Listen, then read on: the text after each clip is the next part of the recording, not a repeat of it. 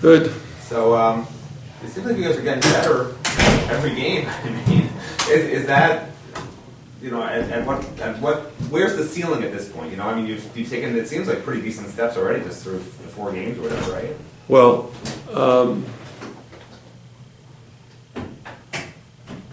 with each game we learn a little bit more about ourselves. And the example I'm going to give the team today when we meet is, in the first game, we're very much in a hurry offensively and went 0 for 15 from 3. Since that time, we're 23 of 52, 44%. So obviously, we want to continue in that. Defensively, we've begun to, I'll say, explore several possibilities as to how to defend the other team's ball screen portion of their offense. Initially, we were showing. In the last game, we trapped and we switched. We were still searching for what would be the right solution. But the right solution may be we have to try several different ways each game. Have you done a follow-up count? You know, I believe, was it after, I don't remember, it was after, I guess it was after the second game. You talked about the number of passes, 5 passes. Mm-hmm. Have you done counts on these last couple of games? Where have they come out? In the first game, we only had 1 possession where we threw 4 passes and did not have a single possession where we threw 5. In the Georgia Southern game, we averaged, we had, I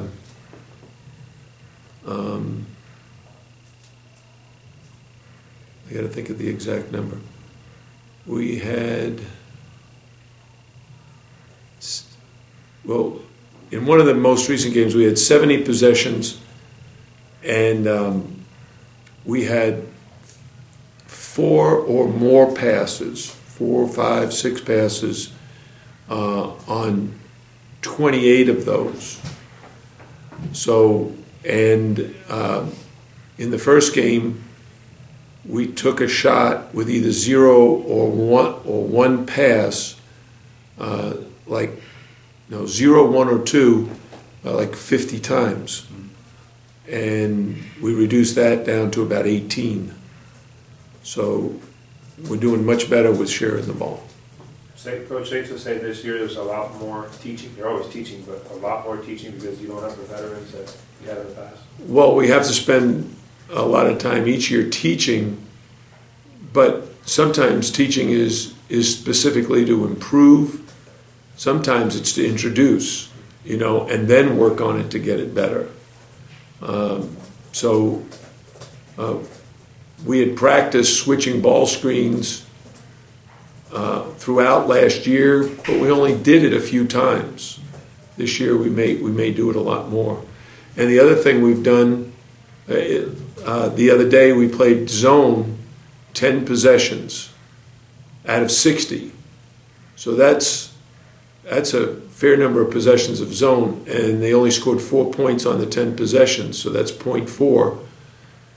So we're trying to figure out, maybe we can be pretty effective with zone defense. It's looking for an identity. It seems like looking for an identity still. Well, we're looking for our strengths, and then once you've developed, a strength and you think that's good, then you can kind of develop an identity. Can you talk about Donovan Kirk and what he's brought so far and why you brought him in, what you thought he added as a 5th-year guy? Well, with the graduation of Reggie, Julian, Kenny. And Kenny, I was trying to remember who our third big guy was. That other guy, yeah. With the graduation of those 3 seniors, we were looking for size.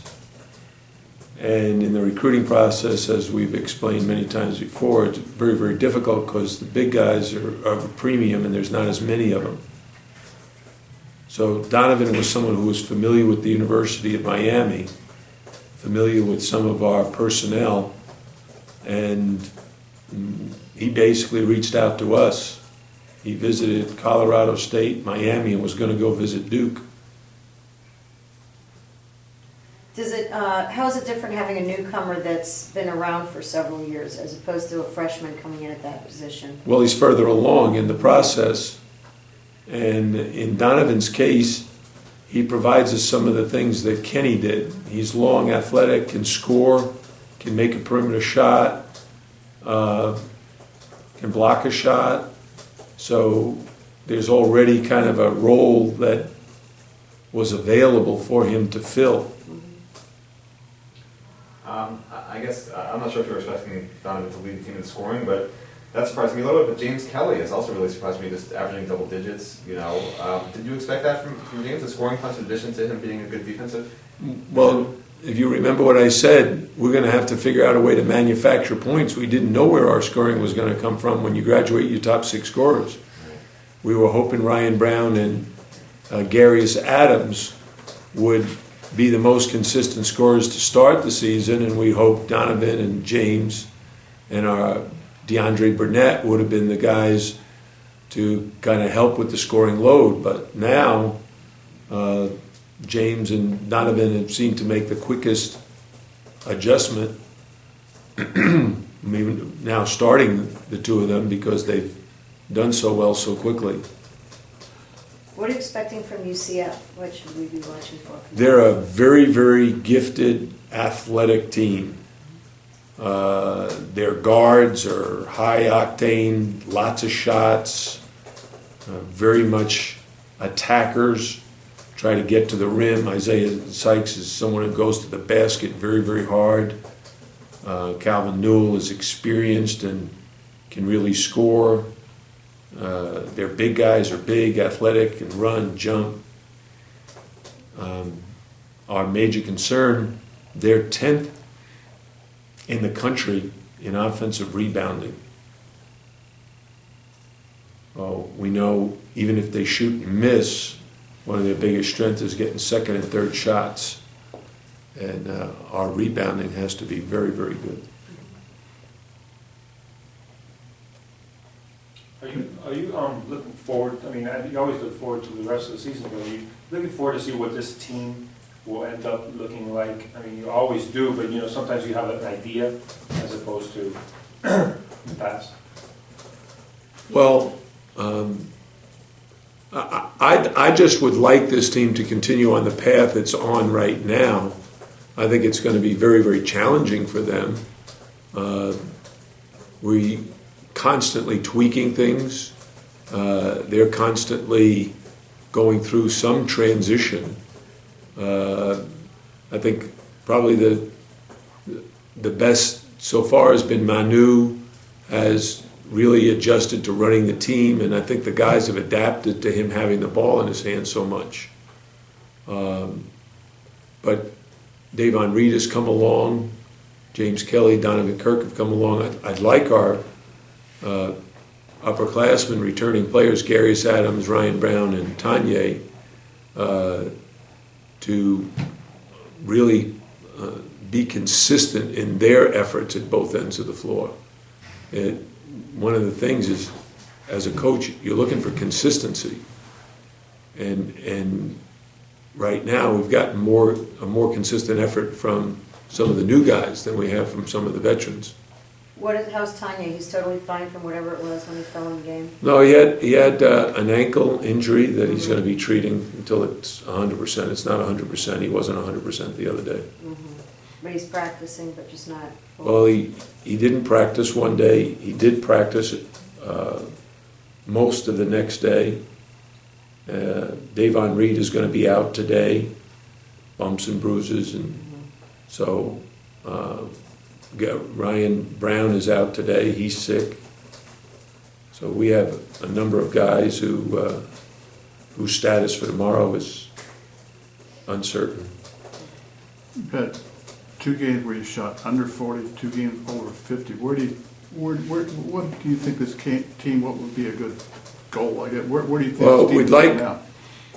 we'd like to be around 47% overall and around 38% from 3. If we could get to those numbers consistently, that would be very good. Got to drive you crazy when you see 51, 39, and then 51. Fortunately, the trend seems good. Well, as I said, I think in the first game, what you saw was a team very anxious and very rusty, very inexperienced.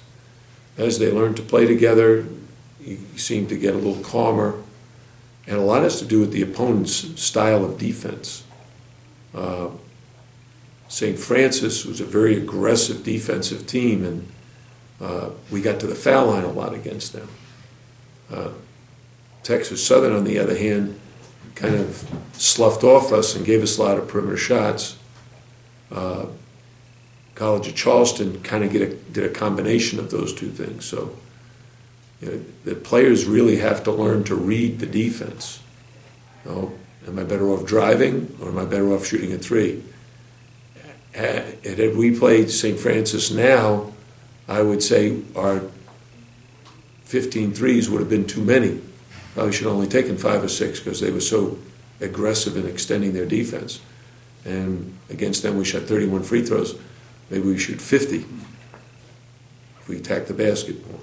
St. Francis played a pretty good game against Syracuse. Yeah, right there at the end. I had a community question. Yeah, I think you probably know this. My son plays in K Nation. He's going to be playing on the court at halftime tomorrow. I'm very excited about it. But how do your kids How do the players coach these little kids and stuff? Like, do they talk about it? Yeah. They enjoy. I mean, just what sort of? They compete. They want to win the championship.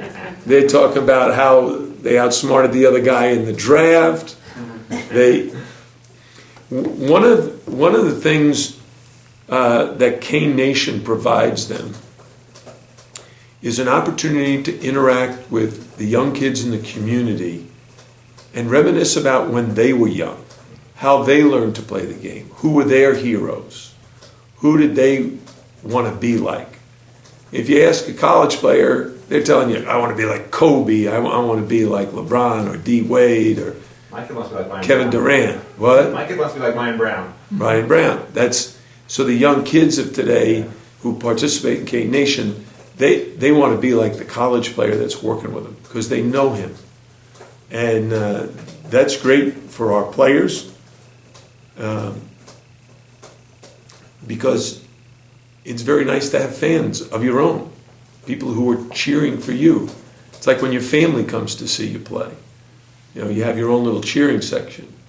Well, for our guys, it's their K Nation campers or the kids who come and participate in the Jim Larrañaga Day Camp during the summer because they never forget that. I met a young man in Charleston that I haven't seen since I left Bowling Green in 1997. And he came up, he's now 33 years old. And he said to me, I still watch the Junior Falcons video. It's some of my greatest memories. What does that say about him, I guess? No, I'm kidding. What I'll tell you is, that's not the unusual guy. All of those kids keep the video and they show it to their friends because they have some of the greatest memories, and some of it is so funny now looking back. But Michael Huger was his coach. Really? Wow. His name is Noel, N-O-E-L, Blaha, B-L-A-H-A. And he was a local kid in Bowling Green who attended Junior Falcons, which is K Nation. It's the same program. We started it back in 1987 or 88. And who inspired you to come up with the program? I mean, have you seen it somewhere else? And My son John. I went to the local high school coach. His name is Tom Rex. He was the local high school coach in Bowling Green, Ohio. And I told him I had 2 sons in elementary school. They both liked playing basketball and wanted to sign them up for any of the basketball programs in the community. And he said there weren't any. And he said they don't really start playing basketball until they get to high school. And I said, well, we got to do something. And I encouraged him, and he said he didn't have the time to do it. So my staff and I, we started our own. And the guy I had who ran it, back then, was even more extensive than it is now. We had 10 weekends. Now we only have 5. Back then, we videotaped everything and put it to music. We did interviews with every camper. So like Michael Huger was interviewing his players, and we have video. And when he was interviewing my son John, he would begin the interview as, what's your name? And John said, John Larrañaga. He said, your dad's the coach, right? And he said, yes. And he says, well, you're on my team. You listen to me. You don't listen to me, I'll knock you out. And John started laughing. And then he asked him what school he went to, and it was a regular interview. It was the first introduction for these young kids. Now, we put that on a video and made it available to the campers. Not only did they all buy it, they all saved it. Michael Huger still has his in his office right now. And he has a reunion every year back at Bowling Green. And he brings that, and they reminisce about all the funny things that occurred during Junior Falcons. And we have, back then we also measured the kids, their height and their weight, and gave out what we called Falcon Facts and Figures. And what Falcon Facts and Figures was your height and your weight and your age and the grade you were in at that time, and your parents could keep it in your baby book. And they would talk about, do you remember back in the 5th grade? Yeah, I was 5'2", I weighed 102 pounds. They would remember from all of the stuff. So that's why we've continued the program for so long, and why the parents enjoy it so much. The interaction and the great memories that it creates. Well, my son And you should interview Blake James, because his son Ryan plays in it. I know, I saw him. He's the really? go-getter. His glasses will be flying off every time. He gets in the mix there. But I said, Oh. Shane Battier's son was in it too, right? Shane Battier's son, Yeah, Carlos Battier's son. Boozer's sons. I said to my kid, I said, if they win, you get to go in the locker room. I said, if they lose, what do you do? He says, go home. Yeah. Which guys on your team can you sense would be like coaching types? Who does a good job? Well, they all do a really good job because they all enjoy it. There's guys who get requested more than others. Ryan Brown is probably the one that's requested the most. But if you ask Adam Fisher, he'll tell you that the people request the coach that the kid had. So if you had Angel Rodriguez in the summer, then you want him for Kane Nation because you develop a relationship. We have a young man named Colby. Do you know the story, Amy? Duran Scott was his coach. And you know the story now? And Colby is wears hearing aids because he's got a hearing issue. He has a speech issue because of the hearing. I believe he's diabetic. He has some kind of condition that he has to deal with all the time. And Duran tweeted one day that Colby came up to him and told Duran that he was a superstar and he loved him. And Duran tweeted, "No, Colby, you're my hero because you come to camp every day and you always have a smile on your face, you always cheer for your teammates, and you're the nicest kid ever to be around." I still have it. I have it. I know I have it on my iPad. I may have it on my phone as well. But those kind of relationships are wonderful for both parties, for our players and for the kids. When does the program go from when to when, the Kane Nation? Kane Nation is 5 weeks from the end of September to the beginning of November. Because we can't, our schedule is so busy, there's just not enough. In Bowling Green, there wasn't that much to do.